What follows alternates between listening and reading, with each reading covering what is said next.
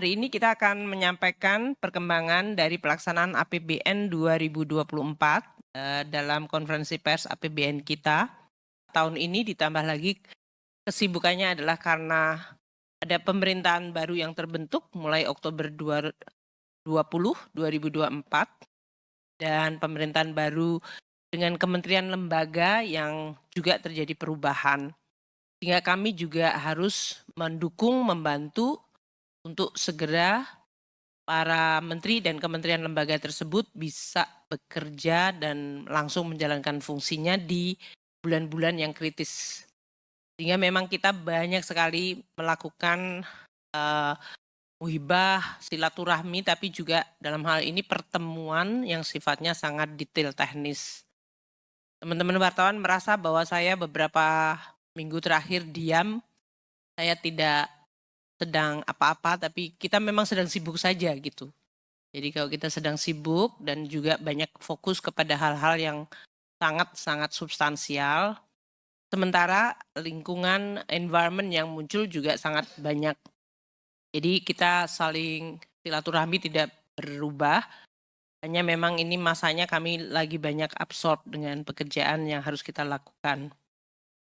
Di sisi lain kita juga sedang menyiapkan APBN 2025 yang akan dilaksanakan. Makanya kemarin DIPA itu sudah diserahkan Bapak Presiden kepada seluruh kementerian lembaga dan pemerintah daerah.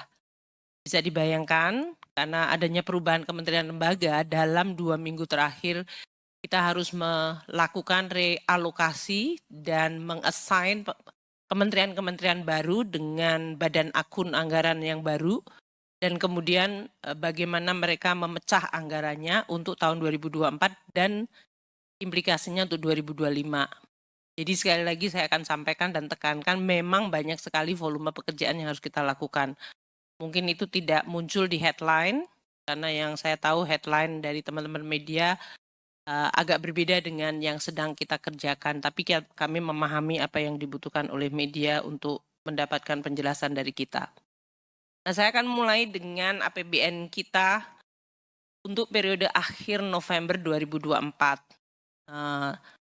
Dan saya akan menggunakan pola seperti bulan lalu, di mana saya akan dibantu oleh 3 wamen untuk presentasi. Kita mulai dulu dengan summary-nya. Akhir November 2024, kita sudah memperoleh pendapatan negara sebesar 2.492,7 triliun rupiah. Ini artinya 89% dari target tahun ini sesuai dengan Undang-Undang APBN itu sudah kita kumpulkan. Ada kenaikan to turn positive, which is good, yaitu 1,3%.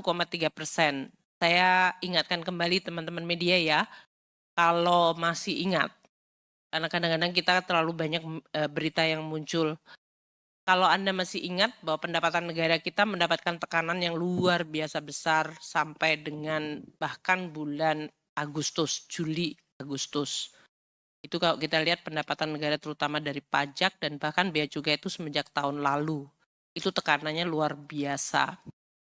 Sehingga untuk mendapatkan positive growth itu juga merupakan sesuatu yang turn around yang kita juga akan sangat harapkan akan terus terjaga momentumnya. Ini adalah suatu momen yang cukup positif. PNBP kita cukup baik selama 2-3 tahun terakhir ini.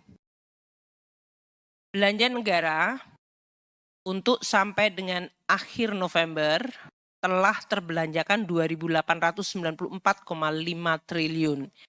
Ini artinya 87% dari pagu anggaran yang ada di dalam APBN, Undang-Undang APBN kita.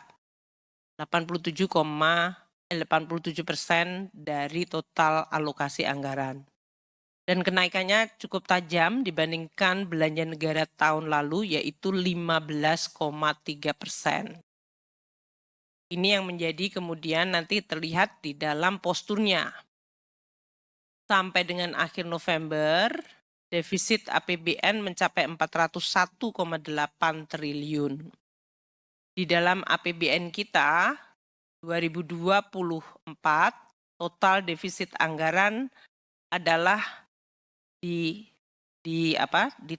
dalam undang-undang disebutkan mencapai 522 triliun, 8 triliun, 522,8 triliun. Jadi defisit 401,8 triliun masih di bawah 522,8 triliun rupiah. Makanya kita sebutkan 76,8% dari defisit yang ada di dalam Undang-Undang APBN 2024. Kalau dihitung dari size GDP, 401,8 triliun itu 1,81% dari GDP kita. Meskipun kita postur totalnya defisit, keseimbangan prepare kita masih surplus 47,1 triliun. Ini memang sesuatu yang tetap kita akan coba jaga meskipun cukup berat karena tekanan belanja cukup besar sementara pendapatan negara kita baru mau mulai pulih kembali.